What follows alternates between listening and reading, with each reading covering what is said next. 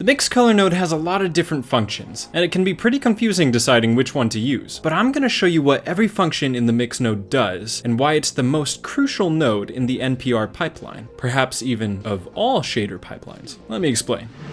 The mix color node has a total of 19 functions, all of which have their own utility and strengths. And as it is the multi-purpose glue that holds every shader I have ever made together, I'm going to teach you what each function does and how to use them in your own shaders. But where are my manners? Welcome to the Comfee Mug. My name is Christian, and I spend countless hours learning how to make anime stuff in Blender so that it's quick and easy to learn for you. If you want to learn how to make your 3D projects look hand-painted in the anime style, then you've come to the right place. So subscribe with notifications so you don't miss out on any future tips or secrets. And if you want to support me and get some anime assets in return, check out the link to my Patreon in the description. Thank you so much to my founding patrons for believing in me so early on. It's your support that encouraged me to continue making these videos, and I can't thank you enough for that. Thank you guys. In this tutorial, I'll be going over the first 9 functions of the mix color node. I tried to do all 19 in one video, but it was getting so long that I had to split it into 2 videos for now. So stay tuned for the sequel.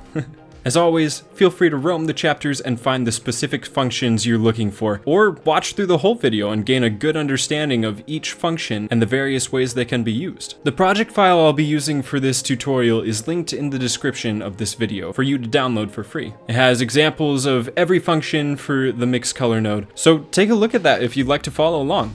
Or don't, that's fine. But anyways, when you add a mix color node to your shader, it'll start with the default mix function and the factor at 0.5. This default function has the tendency to be overlooked, but it's one of the most useful functions of them all. From blending textures together to creating seamless transitions between 2 different materials, the mix function has incredible potential depending on how you use it. For example, by plugging in 2 different textures and adding a color ramp after the mix color node, with its value cranked, we can blend those different textures together to get something like the spot. Pretty cool. But you can also mix these textures separately, which is kind of an oxymoron, but to show you what I mean, we can connect a gradient texture to the factor of the mix color node and adjust the value of the color ramp to make the textures meet at some point in the middle. It doesn't stop there though, because if you connect a noise texture to the mix instead and readjust the values of the color ramp, you start to get this really interesting splotchy look that's kind of hard to explain. I've used all of these methods in one of my Studio Ghibli inspired textures to make transitions between different colors and materials. So this function is incredible. I highly recommend using it for your shaders.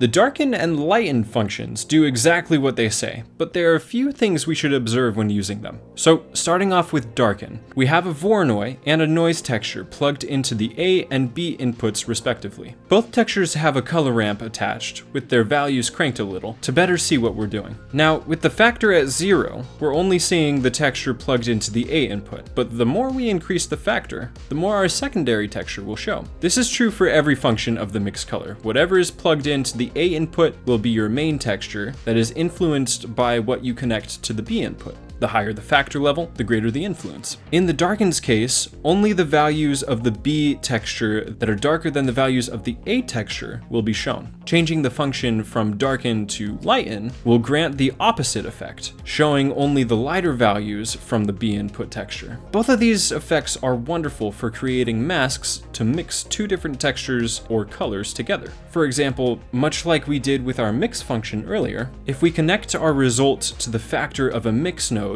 with 2 different colors in either input, we'll see how well this effect works. It can be used to create depth and variation to otherwise flat textures as well, making the Darken and Lighten functions some of my favorite to use. Also among my favorites is the multiply function. I usually use this to color textures that were otherwise just black and white. With the texture plugged into the A input and our desired color selected in the B, we can change the factor to adjust how much the original black and white texture is influenced by the color. Swapping the inputs will instead change how much the black and white texture affects the color. So if you don't want the contrast to be as strong as it is, and don't feel like changing the specific values of your textures, you can just change the factor of the multiply function to a level you like. An important thing to note here is that the multiply function doesn't affect the saturation of the color you picked. It will only affect the value levels of the color, white being the exact value of the color you chose, and black, which turns the value of the original color down to near black, but not quite.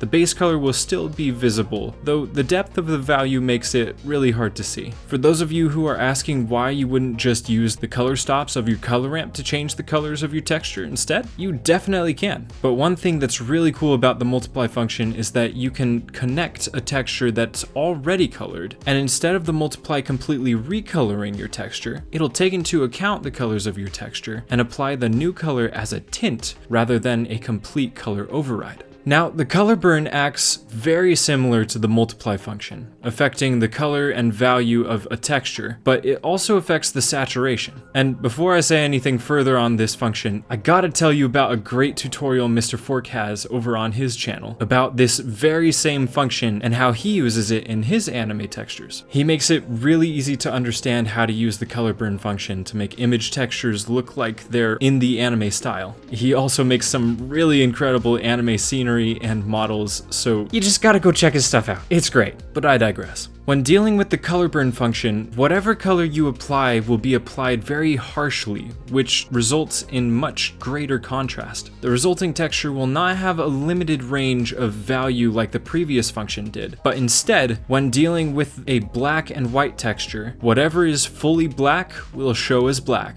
and whatever is fully white will show as white. The color you apply will really be affecting the more gray areas, giving this almost stepped look, which can be really helpful when making NPR shaders, especially if you're going for more of a painted look. The screen function is excellent at what it does, but I find myself using it less and less as I have recently learned that I can do the same thing with the mix function, just to a greater level. But the main concept of the screen function is that it deals in black and white textures, or rather fully desaturated textures that have a value between 1 and 0. If the value is at 0, fully black, the texture will be completely transparent. If the value is set to 1, fully white, the texture will be completely opaque, or visible. So whatever color or other texture you plug into either input will show up only in the areas with a value less than 1. The lower the value in the first texture, the more visible the second texture or color will be. The color dodge function is one I didn't know much about until doing research for this video, and it's actually got some really cool utility. To illustrate what it does, we have a noise texture connected to the HSV node, with the saturation bumped up a little so we can see it a little better. Right now, it looks like a failed watercolor experiment with every color you can think of. There's purples, reds, yellows, greens, and blues. We got them all. But if we connect this to a mix node set to color burn and add a specific color of our choice in the B input, the color burn function will read all of the colors present on the original texture and change them to be in a relatively similar color range as our selected B color. This is perfect for when you want to make a texture that has some variation to the value and hue. A very powerful function, and one I want to use a lot more from now on.